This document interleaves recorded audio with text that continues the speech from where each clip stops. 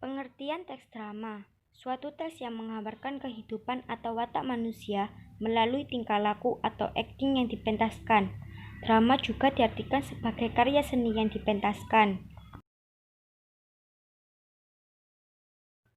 Ciri utama drama sebagai berikut: berupa cerita, berupa dialog, bertujuan untuk dipentaskan. Berikut istilah-istilah yang merujuk pada pengertian drama tradisional. A. Sandiwara. Istilah sandiwara diciptakan oleh Mangkunegara VII, berasal dari kata bahasa Jawa sandi, yang berarti rahasia, dan wara yang berarti pengajaran.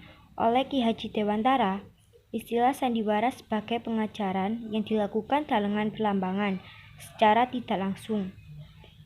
B. Lakon. Istilah ini memiliki beberapa kemungkinan arti, yaitu 1. Cerita yang dimainkan dalam drama, wayang, atau film. 2. Karangan yang berupa cerita sandiwara. Dan 3. Perbuatan, kejadian, dan peristiwa. C. Toneel. Istilah toneel berasal dari bahasa Belanda tonel, yang artinya pertunjukan. Istilah ini populer pada masa penjajahan Belanda. D. Sendratari. Sendratari kepanjangan dari seni, drama, dan tari. Sendratari berarti pertunjukan serangkaian tarian-tarian yang dilakukan sekelompok orang penari dan mengisahkan suatu cerita dengan tanpa menggunakan percakapan.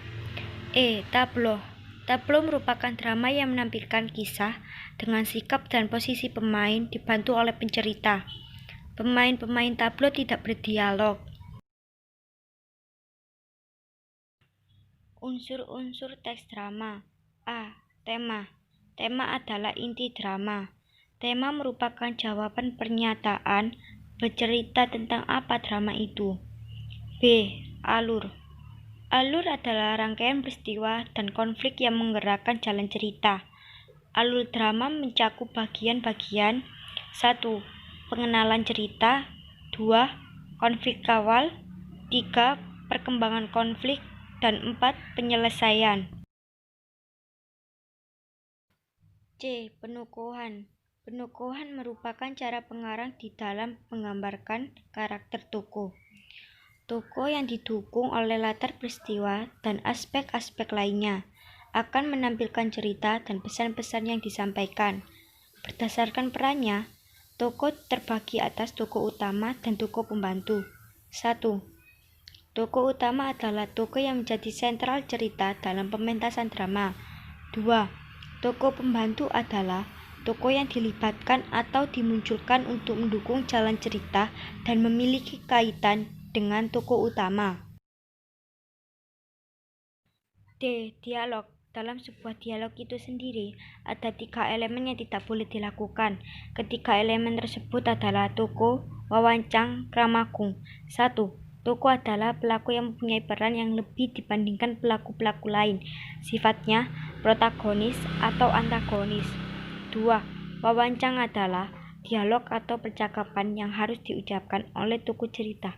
3. Kramagung adalah pertunjukan perilaku, tindakan, atau perbuatan yang harus dilakukan oleh tokoh. E. Latar. Latar adalah keterangan ruang dan waktu.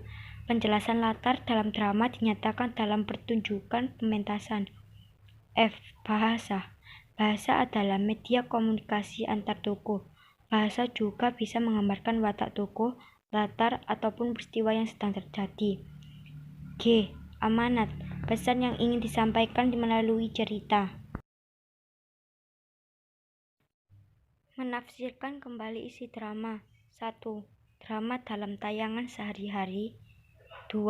Tanggapan untuk pementasan drama. Menelaah struktur dan kaidah kebahasaan teks drama. 1. Struktur teks drama. Struktur drama yang berbentuk alur pada umumnya tersusun sebagai berikut.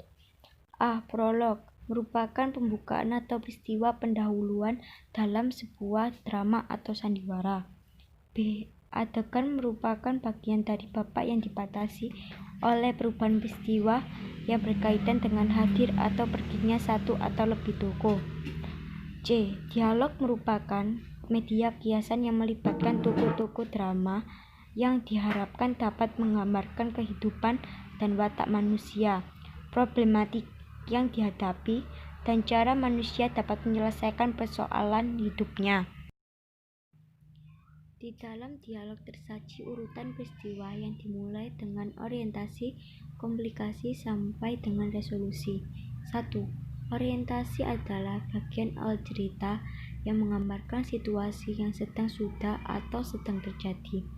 2. Komplikasi berisi tentang konflik-konflik dan pengembangannya, gangguan-gangguan, halangan-halangan dalam mencapai tujuan atau keliruan yang dialami tokoh utamanya. 3. Resolusi adalah bagian klimaks atau turning point dari drama, berupa babak akhir cerita yang menggambarkan penyelesaian atas konflik-konflik yang dialami para tokohnya. D. Epilog adalah bagian terakhir dari sebuah drama yang berfungsi untuk menyampaikan intisari atau menafsirkan dimaksud cerita oleh salah satu aktor atau dalam pada cerita akhir. Kaidah kebahasaan drama. Teks drama memiliki ciri-ciri kebahasaan sebagai berikut. 1. Banyak menggunakan kata yang menyatakan urusan waktu atau konjungsi temporal, seperti sebelum, sekarang, setelah itu, mula-mula, kemudian. 2. Banyak menggunakan kata kerja yang menggambarkan suatu peristiwa yang terjadi, seperti menyuruh, menobatkan, menyingkirkan, menghadap, beristirahat. 3. Banyak menggunakan kata kerja yang menyatakan sesuatu yang dipikirkan atau dirasakan oleh tokoh, seperti merasakan, menginginkan, mengharapkan, mendambakan, mengalami. 4. Menggunakan kata-kata sifat yang menggambarkan tokoh, tempat, atau suasana. Kata-kata yang dimaksud misalnya ramah, bersih, gagah, kuat. Menulis teks drama, ada 3 unsur yang tidak boleh dilupakan, yakni tokoh, wawancang, dan kramagung. A. Tokoh adalah pelaku yang mengujarkan dialog itu.